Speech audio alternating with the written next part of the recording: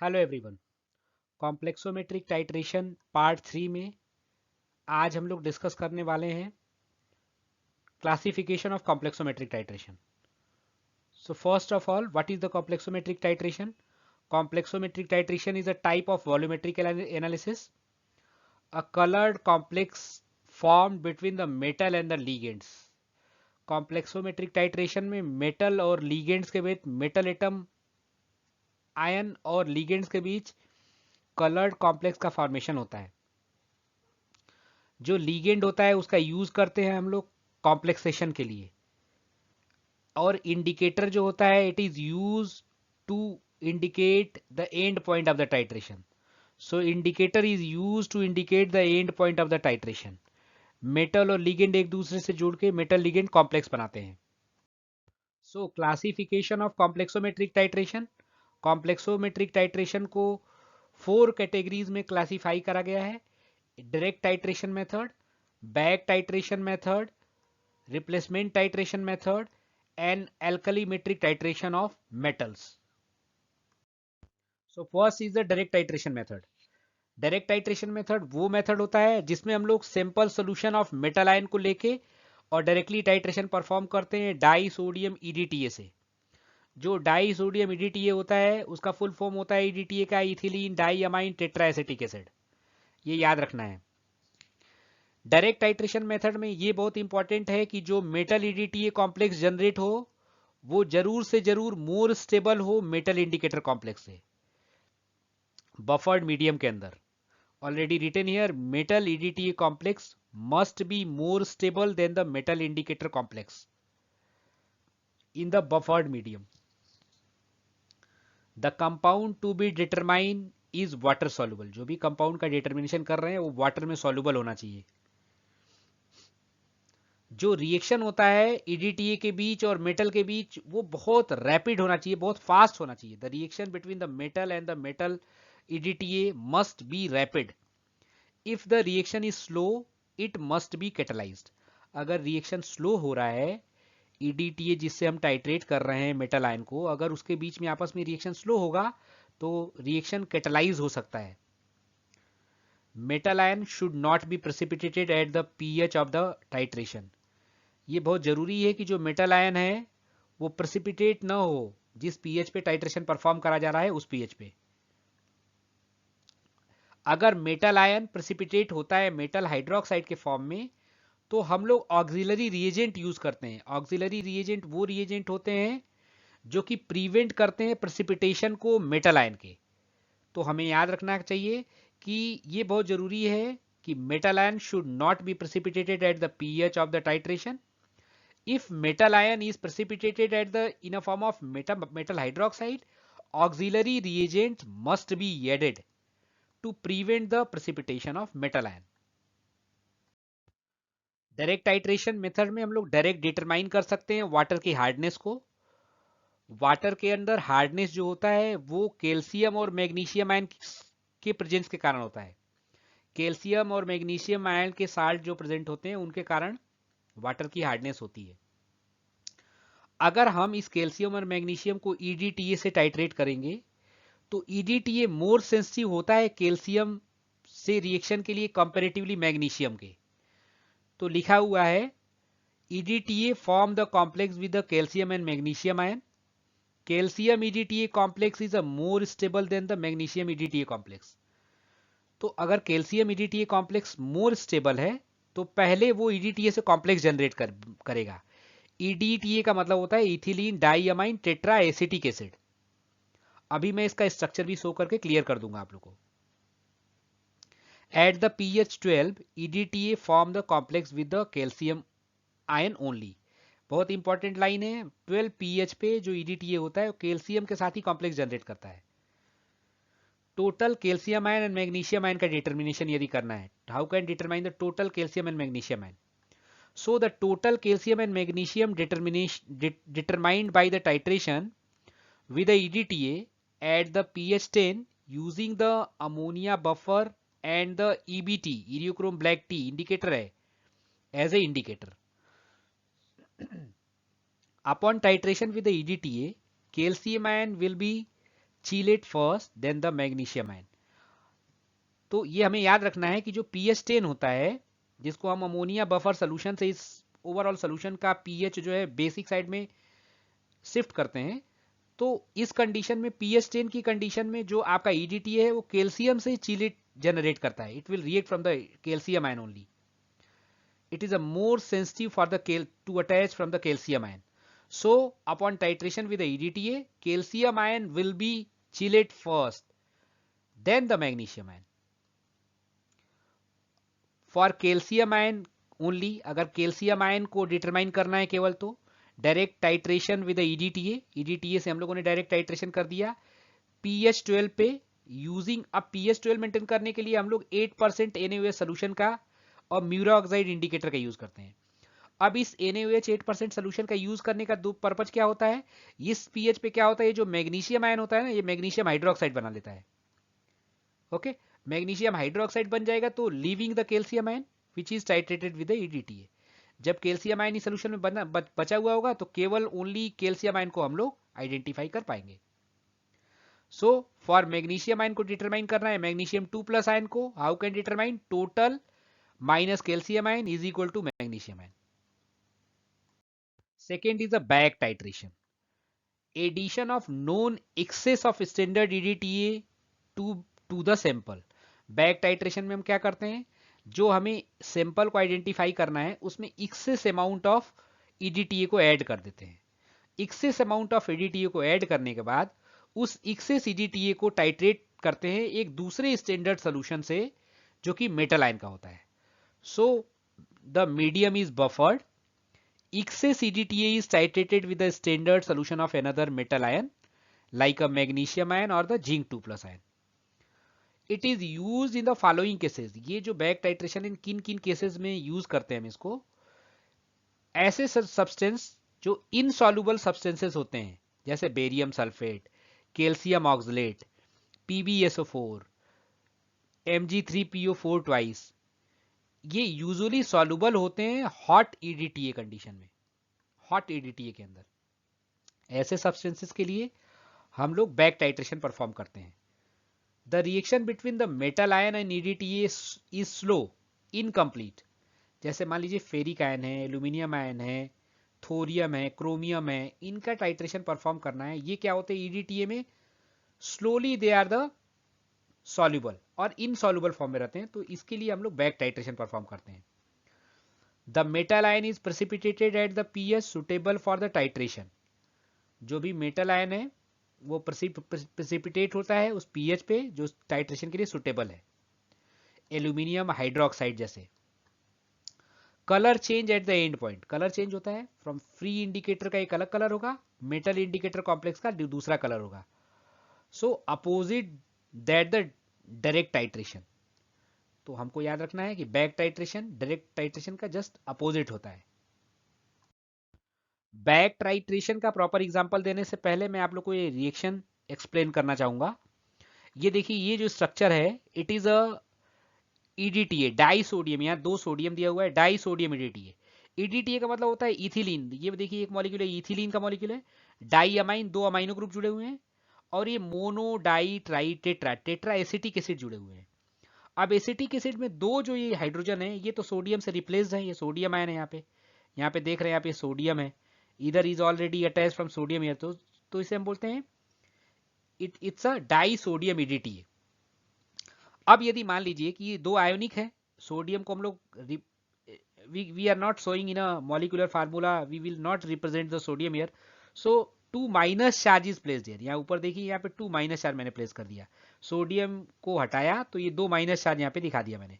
Y जो है ये पूरा का पूरा डाई सोडियम EDTA को रिप्रेजेंट करता है. ये पूरा स्ट्रक्चर को Y से रिप्रेजेंट कर लिया. इतना बड़ा हम हर जगह स्ट्रक्चर नहीं बना सकते, तो हम लोगों ने Y मान लिया इसे. और ये 2 हाइड्रोजन, ये वाले हाइड्रोजन, एक हाइड्रोजन ये और दूसरा हाइड्रोजन ये. 2 कोर पे हाइड्रोजन थे, 2 सोडियम थे. सोडियम को हम लोगों ने इलिमिनेट किया हुआ है, तो यहाँ पे माइनस चार्ज को मैंने प्लेस कर दिया. सो 2 माइनस Y2 माइनस H2, ये 2 हाइड्रोजन को रिप्रेजेंट कर रहा है ये वाले. तो हम लोग शॉर्ट फॉर्म में इसको बोलते हैं die sodium. It's EDTA. 2 sodium 2+ ion है, वो रिप्लेस इलिमिनेट हुआ, रिप्लेस हुआ, तो यहाँ पे 2 माइनस लगा दिया हम लोग. तो ये जो सिंबॉलिक रिप्रेजेंटेशन हम डाइसोडियम EDTA का H2Y2 से रिप्रेजेंट करते हैं। यदि मान लीजिए कि एल्यूमिनियम 3+ आयन है, एल्यूमिनियम आयन है, ये EDTA से रिएक्ट करता है, तो हमने क्या दिखाया, Y इज द ओवरऑल, ये ओवरऑल है, इस पे 2 माइनस चार्ज है। अगर ये 2 हाइड्रोजन हट जाएंगे तो यहाँ भी 2 निगेटिव हैं, so 2 negative will be neutralize through these hydrogen. जो ये पॉजिटिव हैं दो, ये 2 हाइड्रोजन से न्यूट्रलाइज हो जाएंगे। भाई ये अगर 2 हाइड्रोजन निकल जाएगा तो Y के ऊपर 4 माइनस हो जाएगा। अगर ये 2 हाइड्रोजन भी निकल जाए तो Y 4 माइनस लिख सकते हैं हम। सो 2 hydrogen is eliminated here, 2 hydrogen, 4 minus हो गया। अब इस पे 3 विल बी न्यूट्रलाइज, 3 न्यूट्रलाइज हो गया तो 1 minus is remaining here. So AlY minus लिख दिया मैंने। सो बैक टाइट्रेशन का एग्जांपल देखते हैं हम लोग। Determination of aluminium salt. Sample of aluminium ion is heated with the known excess of EDTA at the pH 728. 728 pH पे aluminium 3+ ion का सैंपल है, उसको हीट करा हम लोगों ने सबसे पहले access amount of EDTA add करने के बाद। याद रखिएगा, एक्सेस अमाउंट ऑफ EDTA हम ऐड इसलिए कर रहे हैं क्योंकि पहले हम लोग एक्सेस अमाउंट ऑफ EDTA को ऐड कर लेंगे हमारे एल्यूमिनियम सैंपल के अंदर, और उस एक्सेस अमाउंट ऑफ जब EDTA ये कोनिकल फ्लास्क में आ जाएगा तो उसको हम इधर ले जाएंगे और उसको दूसरा जो है स्टैंडर्ड मेटल आयन जो टाइट्रेंट है उससे टाइट्रेशन परफॉर्म करेंगे। तो अब देखिए, इसको हम लोगों ने EDTA एक्सेस ऐड करने के बाद 7 to 8 pH मेंटेन करके उसको एक्सेस हीटिंग कर दिया। The solution is then adjust the pH 10 using the ammonia buffer. अब उस सोल्यूशन जो है उसका pH हम लोगों ने 10 एडजस्ट करते हैं, किसके थ्रू, अमोनिया बफर के through. And the residual EDTA is titrated against the zinc 2+ using the Eriochrome black tea as a indicator. अब ये जो रेजिड्यू EDTA का है उसको हम लोग बैक टाइट्रेशन करते हैं जिंक 2+। ये दूसरे वाले में जो है इसके अंदर जिंक 2+ आयन भरा हुआ है, इसके अंदर क्या है, जिंक 2+। जिंक 2+ आयन मतलब जिंक जो है मेटल इसके अंदर भरा हुआ है, इस वाले ब्यूरेट में। एज ए टाइट्रेंट हम लोग जिंक यूज करते हैं और इसमें नीचे Eriochrome black T indicator use कर लेते हैं। फाइनली जब टाइट्रेशन एंड पॉइंट जनरेट करता है तो वो जो है ब्लू कलर से वाइन रेड कलर शो करने लगता है, ब्लू कलर से वाइन रेड कलर शो करने लगता है सोल्यूशन। सो याद रखना है हमें कि बैक टाइट्रेशन में Eriochrome black T indicator use करते हैं जो कि कैसा कलर शो करता है, blue colour to wine red colour. अब देखिए हमें पता है एल्यूमिनियम ये सिंबॉलिक रिप्रेजेंटेशन है H2Y2 माइनस से। So aluminium Y minus is generating a complex here, 2H+ ion eliminate हो जाता है। अब ये जो है हम लोगों ने याद रखना है ये pH 728 पे हो रहा है। अब हम बफर सोल्यूशन का के थ्रू अमोनिकल बफर के सोल्यूशन के थ्रू pH 10 मेंटेन कर लेते हैं और इस एक्सेस अमाउंट ऑफ जो हम लोगों ने EDTA ऐड किया है उसको जिंक 2+ से टाइट्रेट करते हैं, then it will be converted into the zinc EDTA complex generate करता है और हाइड्रोजन इलिमिनेट करता है सोल्यूशन में। अब ये जब पूरा का पूरा जो जिंक है वो टाइट्रेट हो जाएगा के थ्रू, ये EDTA टाइट्रेट हो जाएगा, जो जिंक जो हम लोग ये ऊपर टाइट्रेंट की तरह यूज कर रहे हैं, जब ये पूरा का पूरा EDTA उससे टाइट्रेट हो जाएगा then excess amount of zinc will be react from the indicator. Indicator से रिएक्ट करेगा ये तो जिंक इंडिकेटर कॉम्प्लेक्स बनाएगा। जो जिंक इंडिकेटर कॉम्प्लेक्स होता है वो स्टेबल होता है और वाइन रेड कलर जनरेट करता है। तो हमारा जो इरियोक्रोम ब्लैक टी इंडिकेटर है वो ब्लू कलर से वाइन रेड कलर फॉर्म कर देगा सोल्यूशन में। So it is the end point of the titration. Third is the replacement titration. तो तीसरा होता है वो रिप्लेसमेंट टाइट्रेशन है यहाँ। When both the back titration and direct titration is not possible due to the end point not being sharp enough, then the replacement titration is method of choice. Replacement titration को हम लोग तब perform करते हैं जब हम back titration से या डायरेक्ट टाइट्रेशन से एंड पॉइंट को शार्पली आइडेंटिफाई नहीं कर पाते हैं। In this method of titration, determination of metal ion is done by the displacing a magnesium or zinc ion from the EDTA. Obviously जो magnesium और zinc ion है वो EDTA से कॉम्प्लेक्स फॉर्म करके हम लोग रखते हैं इसमें रिप्लेसमेंट टाइट्रेशन में। और इस मैग्नीशियम और जिंक यदि मान लीजिए EDTA से कॉम्प्लेक्स फॉर्म किया हुआ है और यदि हम लोग को कैल्शियम को डिटरमाइन करना है तो हम लोग वी नो दैट कि द मैग्नीशियम EDTA से मैग्नीशियम इमीडिएटली क्या होता है, इलिमिनेट हो जाता है कैल्शियम से, कैल्शियम के through, because calcium is a more sensitive comparatively the magnesium for the binding up with the EDTA। So complex with an equivalent amount of the metal ion and liberate the magnesium or zinc ion are then titrated with a standard EDTA solution. Modern black used as a indicator here. बहुत easily हम समझ सकते हैं. Calcium salt is determined in this way. In this, add standard volume of the magnesium EDTA solution to the calcium salt in the presence of buffer. So calcium displace the magnesium ion and form the stable complex with the EDTA as the calcium EDTA complex. Calcium की sensitivity magnesium के comparatively ज़्यादा होती है. मैं पहले ही बता चुका हूं कि जो कैल्शियम है वो EDTA से बहुत क्विकली और बहुत फास्टली बाइंड होने की टेंडेंसी रखता है, स्टेबल कॉम्प्लेक्स जनरेट करने की टेंडेंसी रखता है. तो वो क्या करता है, जो मैग्नीशियम EDTA है उसके मैग्नीशियम आयन को डिस्प्लेस कर देता है. The displaced and the liberated magnesium ion are then titrated standard EDTA solution using the मॉडर्न ब्लैक एज ए इंडिकेटर. अब ये मान लीजिए कि जो लिबरेटेड मैग्नीशियम आयन है, डिस्प्लेस्ड मैग्नीशियम आयन है, उसको हम लोग स्टैंडर्ड सॉल्यूशन ऑफ EDTA से टाइट्रेट कर लेते हैं. इसमें मॉडर्न ब्लैक जो है इंडिकेटर यूज करते हैं. तो ये देखिए इस इक्वेशन के थ्रू बताया गया है प्रॉपर. कैल्शियम जो है ये मैग्नीशियम EDTA से, ये calcium EDTA is a more fastly generating A stable complex, so it will be converted into the calcium EDTA. Magnesium free हो जाता है. जो फ्री मैग्नीशियम है उसको EDTA से फिर से फ्रेश स्टैंडर्ड EDTA सॉल्यूशन से हम लोग टाइट्रेट कर लेते हैं. Then it will be converted into the magnesium EDTA. तो हमें यह ध्यान रखना है कि ये क्या हो रहा है, मैग्नीशियम EDTA में मैग्नीशियम का रिप्लेसमेंट हो रहा है, कैल्शियम इसकी जगह पे आके जुड़ रहा है, और जो रिप्लेस्ड मैग्नीशियम आयन है उसको हम लोग रीटाइट्रेट करते हैं standard solution of the EDTA से. तो इसीलिए इसको हम लोग अंडर द रिप्लेसमेंट टाइट्रेशन रखते हैं. बहुत सारे मेटल्स हैं, cadmium, lead, mercury, we can also be determine by this titration method. Fourth है ये एल्कलीमेट्रिक टाइट्रेशन मेथड.